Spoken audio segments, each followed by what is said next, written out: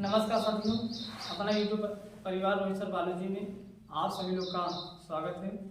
देखिए, कुछ दिनों से थोड़ा तबीयत हमारा सही नहीं था, जो है आप लोग का क्लास ले नहीं पा रहे थे, तो शायद अब इस समय सही हुई जो है। तो आज शायद जितना मैं पढ़ाया था प्रकाश का परावर्तन के बारे में, प्रकाश क्या होता है, प्रकाश के परावर्तन बारे में, जो कि आती है जाती है, परावर्तन कैसे होती है, उस सब के बारे में जो है मैंने बता दिया था। तो आज उसके आगे आपको हिंदी लेकर आए हैं प्रतिबिंब। प्रतिबिंब, प्रतिबिंब का मतलब होता है, क्या होता है उसका इंग्लिश होता है इमेज। इमेज मतलब प्रतिबिंब नहीं होता है, ये जो जिस कोई वस्तु का जो परछाई होता है वही होता है प्रतिबिंब। तो लेकिन इसे अगर किसी वस्तु के सापेक्ष जो परछाई होती है वही उसका क्या होता है, प्रतिबिंब। फिलहाल ये तो हम लोग अपनी भाषा में सीखते हैं, लेकिन जो फिजिक्स भाषा में प्रतिबिंब क्या होता है यही आपको बताने वाले हैं। तो देखिए, जैसे प्रतिबिंब में जैसे अगर कोई किरण जिस बिंदु से चलती है, कोई किरण जिस बिंदु से चलती है, तो चलने के बाद वह किसी न किसी दर्पण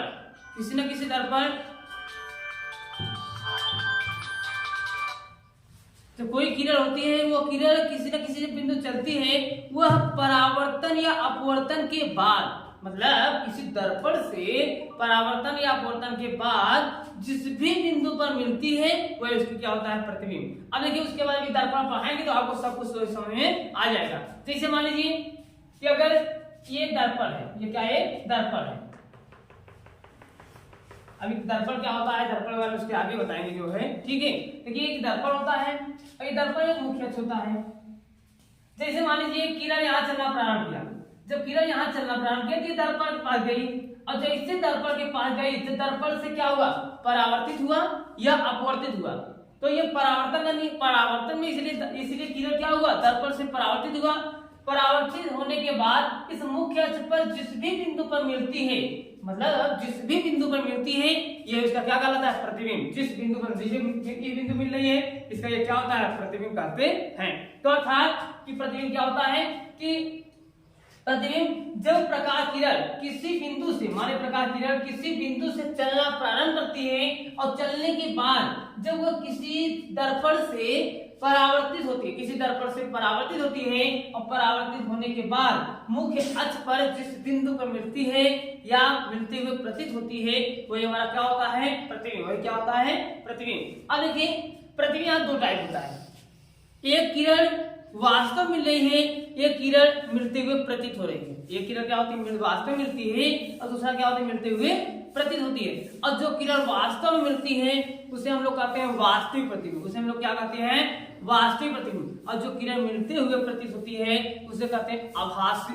क्या बोलते हैं, आभासी प्रतिबिंब। क्यों? क्योंकि यहाँ पे उसमें आभास होता है, मिलती नहीं किरण वास्तव में, वो हमको आभास होता है यार किरण ये सही मिल रही है। अच्छा, आभासी प्रतिबिंब एग्जाम्पल, जैसे अगर हम एक बाल्टी पानी रख दें, एक बाल्टी जो है पानी रख दिया जाए, अब पानी में कोई स्टिक जो है अंदर प्रवेश इसको कराइए पानी में जो है, तो आपको लगेगा स्टिक जैसे पानी में प्रवेश किया, प्रवेश करते ही स्टिक क्या हुआ, थोड़ा आपको मुड़ी हुई से दिखाई देती है, लेकिन वो मुड़ती नहीं है। आपको आभास होता है कि स्टिक जो है पानी में जैसे प्रवेश करती है वो टेढ़े हो जाती है, पानी में प्रवेश करते हुए स्टिक क्या होती है, टेढ़े हो जाती है। आपको ऊपर से दिखाई ऐसा देता है, आपको ऐसा दिखाई देता है और आपको ऐसा आभास होता है, बट ऐसा नहीं होता है। हम लोग स्टिक पानी में डालते हैं तो स्टिक सीधे क्या होता है, पानी के बाल्टी के सतह को स्पर्श करता है, ठीक है। इसे हम बोलते हैं आभासी, एक प्रकार क्या हुआ, आभास होता है। तीसरे बोलते हैं आभासी प्रतिबिंब। तो देखिए, तो प्रतिबिंब दो प्रकार का होता है, एक होता है वास्तविक प्रतिबिंब और दूसरा क्या होता है, आभासी प्रतिबिंब। वास्तविक प्रतिबिंब तो एक बार फिर पुनः आप देखिए, जो हमने क्या बताया, प्रतिबिंब क्या होता है कि किसी बिंदु से चलने वाली प्रकाश किरण, किसी बिंदु से चलने वाली प्रकाश किरण दर्पण से परावर्तन या अपवर्तन के बाद, किसी बिंदु से चलने वाले प्रकाश किरण, जैसे सूर्य के प्रकाश एक बिंदु हो गया, वहां से जो प्रकाश किरण चल रही है, और अगर किसी न किसी दर्पण से, किसी न किसी परावर्तक तल से वह किरण परावर्तित होने के बाद जिस भी बिंदु से होकर मतलब जाती परावर्तित होने के बाद जिस बिंदु पर मिलती है उसका फोकस, जिस बिंदु पर मिलती है किरण का फोकस, जिस बिंदु पर मिलती है वही जो जिस बिंदु मिलती है वही इसका क्या कहलाता है, प्रतिबिंब। अर्थात प्रतिबिंब क्या होती है कि किसी बिंदु से चलने वाली प्रकाश किरण परावर्तन या अपवर्तन के बाद जिस भी बिंदु पर मतलब जिस भी बिंदु पर मिलती है उसे हम बोलते हैं क्या, प्रतिबिंब। क्या बोलते हैं, प्रतिबिंब। तो प्रतिबिंब दो प्रकार का होता है, प्रतिबिंब दो प्रकार का होता है। नंबर एक होता है वास्तविक प्रतिबिंब, नंबर एक होता है वास्तविक प्रतिबिंब, नंबर दो होता है आभासी प्रतिबिंब।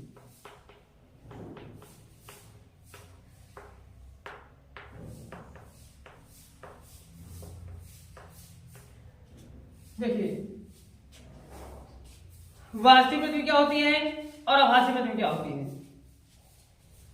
वास्तविक प्रतिबिंब रियल इमेज, मतलब वास्तव में जो बनता है, वास्तविक प्रतिबिंब जिसको इंग्लिश क्या कहते हैं, रियल इमेज,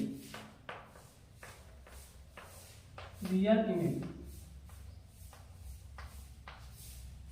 रियल इमेज। वास्तविक प्रतिबिंब को इंग्लिश में कहते हैं रियल इमेज और आभासी प्रतिबिंब कहते हैं वर्चुअल इमेज।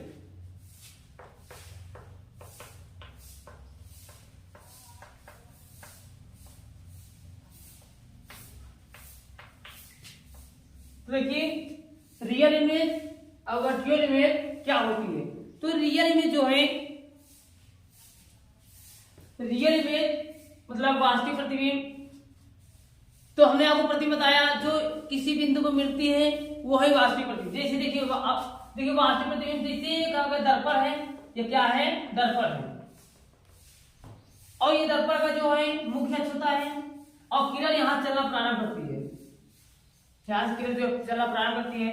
और जैसे जब किरण अनुभव किसी बिंदु से चलने वाले प्रकाश किरण जब किरण इस बिंदु से चलना प्रारंभ करती है, जैसे दर्पण से परावर्तन होती है, वह जिस बिंदु पर वास्तव में मिलती है, देखिए हम लोग वास्तव में मिल रही है, परावर्तित होने के बाद जिस बिंदु पर वास्तव में मिल रही है उसे हम लोग क्या कहते हैं, वास्तविक प्रतिबिंब। उसे क्या कहते हैं, वास्तविक प्रतिबिंब। और अगर यही किरण जो है अगर यहाँ परावर्तित होने के बाद वह किरण मिलते हुए प्रतीत होगी, मतलब एक आभास हो रहा है यह किरण मिलेगी, अर्थात वो मिलती नहीं है, उसे हम लोग क्या बोलते हैं, आभासी प्रतिबिंब। यानी वास्तविक प्रतिबिंब अगर आपको लिखना हो तो लिख लीजिएगा कि किसी बिंदु से चलने वाले प्रकाश किरण परावर्तन या अपवर्तन के बाद जिस भी बिंदु पर वास्तव में मिलती है उसे हम लोग कहते हैं वास्तविक प्रतिबिंब। जिस भी बिंदु पर वास्तव में मिलती है उसे हम लोग कहते हैं वास्तविक प्रतिबिंब। और दूसरा हो जाएगा आभासी प्रतिबिंब। आभासी प्रतिबिंब मतलब कि जिस बिंदु से चलने वाले मतलब किसी बिंदु से चलने वाले प्रकाश किरण परावर्तन या अपवर्तन के बाद जिस बिंदु पर मिलते हुए प्रतीत होती है, मतलब जिस बिंदु पर मिलते हुए प्रतीत होती है, मिलते हुए आभास होती है, उसे हम लोग क्या कहते हैं, आभासी प्रतिबिंब। तो अभी आपको देखिए आगे बताया जाएगा पर आभासी प्रतिबिंब के बारे में। आभासी प्रतिबिंब देखिए अगर ये आपको बहुत ज्यादा इंपोर्टेंट बोर्ड के लिए नहीं है, बट अगर ये नहीं आएगा तो आगे भी आप बताएंगे प्रतिबिंब बनने की कंडीशन। प्रतिबिंब जो है 6 प्रकार की बनती है, मतलब प्रतिबिंब जो है किरण आरेख, प्रतिबिंब जो बनता है किरण आरेखों द्वारा 6 प्रकार से बनता है। अगर ये आभासी प्रतिबिंब और अगर ये वास्तविक प्रतिबिंब आप नहीं समझ पाएंगे तो शायद आगे किरण आरेख आप बना नहीं पाएंगे। इसलिए ये आपको बोर्ड के लिए बहुत ही जरूरी है, क्योंकि अगर आपको इसको नहीं आएगा तो आगे जो है आपको थोड़ा असमर्थ रहेगा आने, ठीक है। तो इसलिए तो आभासी प्रतिबिंब और वास्तविक प्रतिबिंब क्या होता है शायद आगे समझ गए होंगे। हमने क्या बताया, वास्तविक प्रतिबिंब मतलब होता है कि किसी बिंदु से चलने वाले प्रकाश किरण, अब कहेंगे सर समांतर ही क्यों किरण चलती है, समांतर भी चल सकती है, सेंटर ही चल सकती है, वो कहीं भी चलती दिक्कत नहीं है, ठीक है। तो किसी भी बिंदु से चलने वाले प्रकाश किरण दर्पण से परावर्तन या अपवर्तन के बाद जिस बिंदु पर वास्तव में मिलती है उसे वास्तविक प्रतिबिंब, और जिस बिंदु पर मिलते हुए प्रतीत होती है उसे हम लोग क्या कहते हैं, आभासी प्रतिबिंब कहते हैं। तो ये हमने आज खाली प्रतिबिंब के बारे में बताया, इसके बारे में ये प्रतिबिंब। तो अभी ये प्रतिबिंब के बारे में बताया, अब आपको अगली वीडियो में जो लेकर आएंगे दर्पण के बारे में। अभी हम दर्पण क्या होता है, दर्पण कितने प्रकार का होता है। दर्पण के लिए मुख्य परिभाषा मतलब मुख्य अक्ष क्या होता है, वक्रता केंद्र क्या होता है, फोकस दूरी क्या होती है, मुख्य फोकस क्या होता है, आपको जो है अगले वीडियो में इसको लेकर आएंगे। ठीक है, धन्यवाद।